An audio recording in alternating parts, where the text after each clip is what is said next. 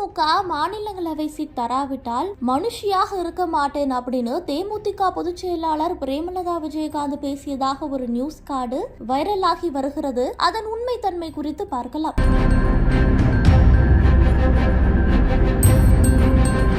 2024 மக்களவை தேர்தலை அதிமுகவும் தேமுதிகவும் கூட்டணி அமைத்து சந்தித்தார்கள். அப்போது தேமுதிகவிற்கு விருதுநகர், திருவள்ளூர், மத்திய சென்னை, கடலூர், தஞ்சை ஆகிய தொகுதிகள் ஒதுக்கீடு செய்யப்பட்டு ஒப்பந்தம் கையெழுத்தானது. அதுல எடப்பாடி பழனிசாமி, பிரேமலதா கையெழுத்திட்டார்கள். எனினும் தேர்தலில் ஒரு இடத்தில் கூட இந்த கூட்டணி வெற்றி பெறவில்லை. கடந்த மாதம் பேட்டியளித்த தேமுதிக பொதுச் செயலாளர் பிரேமலதா அதிமுகவோடு கூட்டணி அமைத்த போதே தேமுதிகவுக்கு ராஜ்யசபா சீட் உறுதியாகிவிட்டது என்றும் ராஜ்யசபா தேர்தல் வரும்போது வேட்பாளரை அறிவிப்போம் எனவும் தெரிவித்தார். இதற்கு தற்போது பதிலளித்த எடப்பாடி பழனிசாமி, தேமுதிகவுக்கு மாநிலங்களவை எம்பி சீட் தருவதாக நாங்கள் எப்போது சொன்னோம் என காட்டமாக பதிலளித்திருந்தார். இந்த நிலையில் வாக்குறுதி கொடுத்தபடி மாநிலங்களவை இடம் தராவிட்டால் நான் மனுஷியாகவே இருக்க மாட்டேன் என பிரேமலதா ஆவேசமாக கூறியதாக ஒரு நியூஸ் கார்டு சமூக வலைதளங்கள்ல வைரலானது.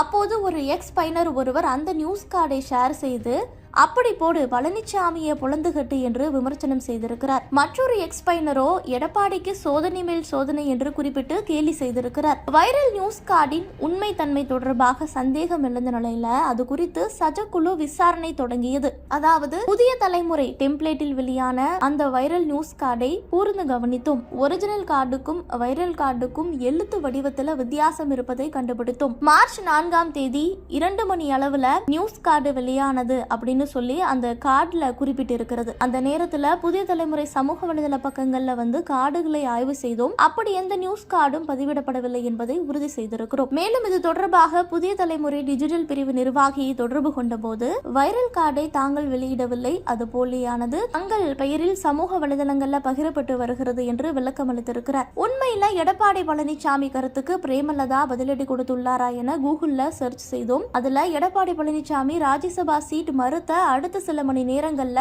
விஜயகாந்தின் சமூக வலைதள பக்கத்துல சத்தியம் வெல்லும் நாளை நமது என்று பதிவிடப்பட்டு பின்னர் டெலீட் செய்யப்பட்டதை தெரிந்து கொண்டோம். மேலும் தேமுதிக தலைமை அலுவலகத்தில் பிரேமலதா விஜயகாந்திடம் இது குறித்து செய்தியாளர்கள் கேள்வி எழுப்பியிருக்கிறார்கள். அதற்கு பிரேமலதா இறுகிய முகத்தோடு பதிலளிக்காமல் சென்று விட்டார் என்று மின்னம்பலம் இணையதளத்தில் செய்தி வெளியிடப்பட்டிருந்தது.